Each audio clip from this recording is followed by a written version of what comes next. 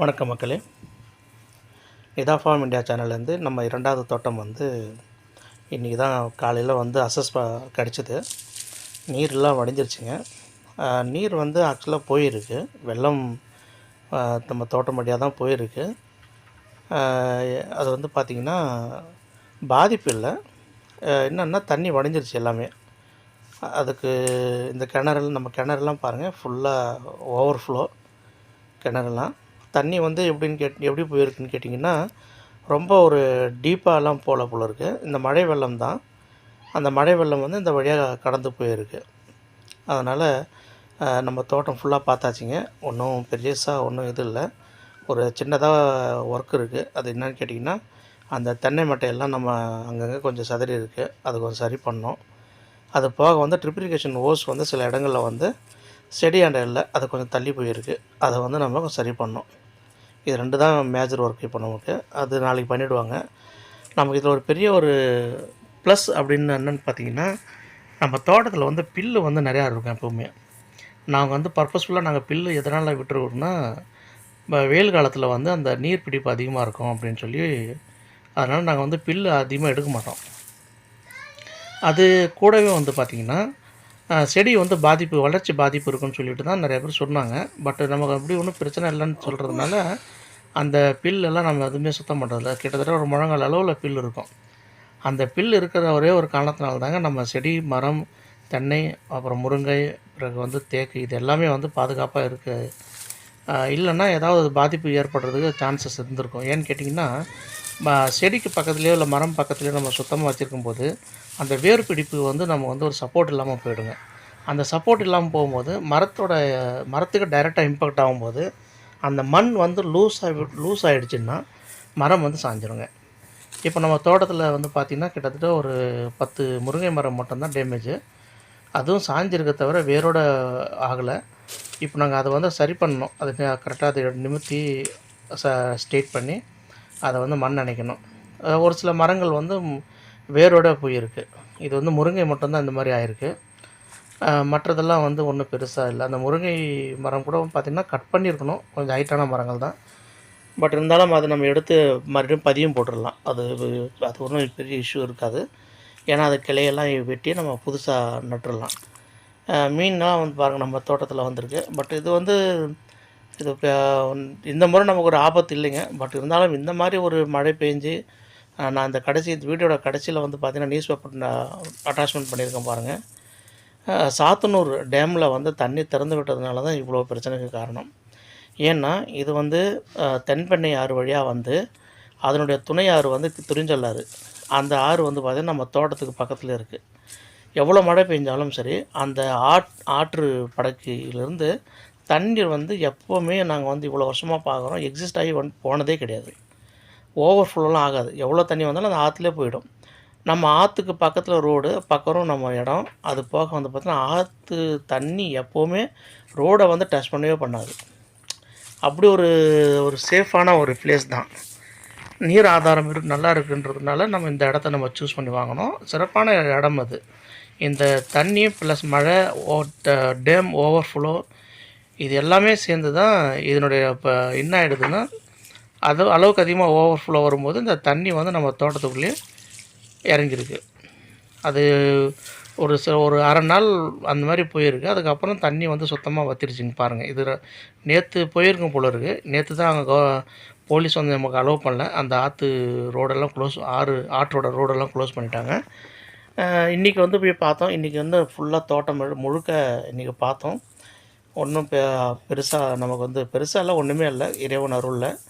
அதேமாதிரி மல்லி எல்லாம் பார்த்திங்கன்னா ஒன்றுமே இல்லை. நேற்று காற்றுல தான் மல்லி என்ன ஆயிருக்குன்னா, அந்த காற்றும் ப்ளஸ் தண்ணி ரெண்டுமே கலந்ததுனால மல்லி சாய்ஞ்சிருக்கு. ஒரு பக்கமாக சாய்ஞ்சிருக்குன்னா அந்த காற்று எந்த பக்கம் அடிச்சதோ அந்த பக்கம் சாய்ஞ்சிருக்கு.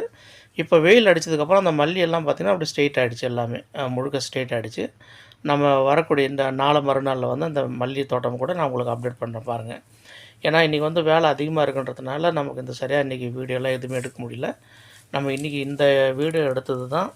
ஏன்னா நம்ம ஃபுல்லாக இன்றைக்கி தென்னை மரமும் தேக்கு மரம் தான் மெயினாக கான்சன்ட்ரேட் பண்ணோம். அப்புறம் மல்லி பார்த்தோம். மல்லிக்கு சேஃப் தான். அதனால் நாங்கள் வந்து அந்த மல்லி வந்து நாளைக்கு வந்து கொண்டு வந்து நாளைக்கு அதில் கொஞ்சம் ஓஸெல்லாம் கொஞ்சம் அங்கங்கே விலகி இருக்குது, அந்த ஓஸை சரி பண்ணணும். அப்புறம் வந்து பார்த்திங்கன்னா சில இளம் செடிகள் நட்டிருந்தோம். அந்த இளம் செடிகள்லாம் வந்து பார்த்திங்கன்னா சிலது வேர் மண் வந்து கொஞ்சம் விலகி இருக்குது, அந்த மண் அணைக்கணும். சில இந்த வேலைகள் சின்ன சின்ன வேலைகள் இருக்குது. இருந்தாலும் இது ஒரு தேவையில்லாத ஒரு எக்ஸ்ட்ரா ஒரு ஒர்க் லோடு தான். என்னங்க பண்ண முடியும், நம்ம ஒன்றுமே பண்ண முடியாது. இயற்கை முன்னாடி நம்ம ஒன்றுமே இல்லை. அதனால தான் நம்ம வீடியோவில் நம்ம எப்பவுமே பதிவு பண்ணுறது என்னன்னு கேட்டிங்கன்னா, ஒரு ஒரு தாவரத்தை நம்பி நம்ம இருந்தோம்னா, ஒரு பயிர் நம்பி இருந்தோம்னா, இந்த மாதிரி சேதாரம் வரும்போது ரொம்ப கஷ்டம். எங்களுடைய தோட்டத்தில் இல்லை வர வழியிலலாம் நாங்கள் பார்க்குறோமே, மக்காச்சோளம் போட்டவங்க மொத்தமாக சொல்கிறதுக்கே ரொம்ப கஷ்டமாக இருக்குதுங்க. மக்காச்சோளம், கரும்பு, அதுக்கப்புறம் வந்து பார்த்திங்கன்னா சின்ன சின்ன பயிர் வச்சுருந்தேன், நெற்பயிர், இதெல்லாம் ரொம்ப சங்கடங்க. இதெல்லாம் சொன்னால் மனசுக்கு ரொம்ப கஷ்டம். அது இல்லாமல் வந்து பார்த்திங்கன்னா திருவண்ணாமலையில் வந்து நான் வந்து என்னுடைய லைஃப் டைமில் வந்து இந்த மாதிரி ஒரு செய்தி கேட்டதே இல்லைங்க. நம்ம மண் வந்து சரிஞ்சு அந்த வாயிலாக அங்கே இருக்கிற மக்கள் படுற அந்த அவதி, துன்பம், இதெல்லாம் ரொம்ப மனசுக்கே தாங்க முடியாத ஒரு சோகம். இது பாருங்கள், இது மல்லி இருக்குது, தண்ணி எல்லா இடத்துலையும் வடிஞ்சிடுச்சு தண்ணி.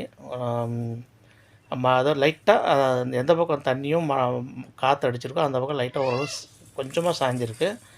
அது ரிக்கவர் ஆகிடும், தோட்டம் வந்து ரிக்கவர் ஆகிடும். நீங்கள் வந்து எல்லார்கிட்டையும் கடவுள்கிட்டெல்லாம் வேண்டிக்கிங்க. இந்த மாதிரி ஒரு நிகழ்வு மீண்டும் நம் வாழ்வில் வராமல் பார்க்கணும். ஏன்னா குறிப்பாக மக்கள் இருக்கிற வீடு வசதி இருக்கிற அதே இடத்துல கூட இந்த மாதிரி நீர் வந்து மண் சரிஞ்சு மண் வந்து தாக்கி அதன் மூலிமா உயிரிழப்பு நடக்குது. அதுவே ஒரு பெரிய துன்பம். கூடவே இந்த மாதிரி விவசாயம் நம்மளை மாதிரி விவசாயி வந்து நம்ம தோட்டம் துறவு வச்சுருந்து விவசாயம் பண்ணி அதன் மூலமாக வாழ்வாதாரத்தை பெருக்கணும் அப்படின்னு நினச்சி பார்க்கும்போது இந்த மாதிரி ஒரு இயற்கை சீற்றம் வரும்போது தந்தால் நம்மளால் தாங்க முடியலைங்க. நம்ம தோட்டம் சேஃபாக இருக்குது, அந்த ஒரு சந்தோஷம் கூட இல்லைங்க. ஏன்னா நம்ம பக்கத்தில் அக்கம் பக்கம் இருக்கிற நம்ம நண்பர்கள் தோட்டம்லாம் வந்து பார்க்கும்போது மனசுக்கு உண்மைக்கே வந்து ரொம்ப சங்கடங்க. அந்த ஒரு காரணம் தாங்க நான் வந்து இந்த சின்ன பயிர்கள்லாம் போகிறது இல்லைங்க. ஏன்னா போய் அது ஒரு காற்றோ இல்லை மழையோ வந்தால் அது நஷ்டம் ஏற்பட்டு ரொம்ப அது வந்து தேவையில்லாமல் சங்கடத்துக்கு கொண்டு போய் விட்ருங்க. பொருளாதார சீர்கேடு, நம்ம பட்ட கஷ்டம் எல்லாமே மொத்தமாக வந்து வீணாக போயிடும். அதனால் இதுமாரி பாருங்கள், சேஃபாக இருங்க. எங்கே இருந்தாலும் யார் எங்கே இருந்தாலும் சரி, ரொம்ப சேஃபாக இருங்க, பாதுகாப்பாக இருங்க. வீடு வந்து நீங்கள் வசிக்கிற வீடை வந்து 1க்கு 2 தடவை ரீசெக் பண்ணுங்கள். தண்ணி ஏதாவது எந்த இடத்துல தண்ணி இருக்குங்களா, இல்லை வீடு ஏதாவது சிறிய ஒரு டேமேஜ் மாதிரி ஏதாவது இருக்கா, அந்த மாதிரிலாம். ஏன்னா என்னோடய வீட்டு மொத்தமாக நான் செக் பண்ணேங்க, ஏதாவது தண்ணி வந்து இருக்கா, லீக் ஆகுதா அப்படின்னு சொல்லிட்டு. நம்ம இவர் ஷாஜானை வச்சு தான் செக் பண்ணோம். ஏன்னா நாங்கள் இருக்கிறது வந்து ஃபாரினில் இருக்கிறோம், அதனால் வீட்டில் நம்ம ஊரில் வீடெல்லாம் வந்து செக் பண்ணோம், ஒன்றும் இஷ்யூ இல்லை, எல்லாம் பாதுகாப்பாக இருக்குது. அதேமாதிரி நீங்களும் வந்து கொஞ்சம் செக் பண்ணிக்கிங்க. ரெண்டாவது, எங்கேயாவது வெளியில் போனீங்க அப்படின்னா கூட கார், பைக் நீங்கள் எது எடுத்துகிட்டு போனாலும் பரவாயில்ல. ஆனால் எடுத்துகிட்டு போகும்போது நீங்கள் 1க்கு 2 தடவை யோசனை பண்ணுங்கள். நிச்சயமாக போகணுங்கிற மாதிரி நிலைமை இருந்தால் ரொம்ப பாதுகாப்பாக போயிட்டு பாதுகாப்பாக வாங்க. ஏன்னா இந்த 2-3 நாட்கள் வந்து பார்த்திங்கன்னா உண்மையிலே வந்து லைஃப்லே மிகவும் மிகவும் மிகவும் ஒரு கடினமான ஒரு தருணம் இது. ஏன்னா இதுக்கு முன்னாடி நம்ம எங்கேயோ நடந்தது, அதுவே நம்மளால் தாங்க முடியாது. கேரளாவில் நடக்கும், அப்புறம் மகாராஷ்டிராவில் நடக்கும், இங்கே நடக்கும்னு சொல்லுவாங்க. தூத்துக்குடியில் நடந்தது, சென்னையில் நடந்தது. இதுவே நம்மளால் தாங்க முடியாது. இது வந்து நம்ம மாவட்டத்திலே நம்ம தோட்டம் பக்கத்திலே நடந்தது. அது நம்ம அக்கம் பக்கம் இருக்கிற நண்பர்கள் தோட்டம். அப்புறம் நம்ம திருவண்ணாமலையில் நம்ம நண்பர்கள்லாம் இருக்காங்க சிட்டியில். அப்புறம் அவங்க இருக்கிற இடம் வந்து மலை அடிவாரத்தில் இருக்கிறாங்க. அவங்க எல்லாம் சொல்லும்போது ரொம்ப கஷ்டங்க. நன்றி. தேங்க்யூ. சப்ஸ்கிரைப் டு சேனலுங்க. நன்றி.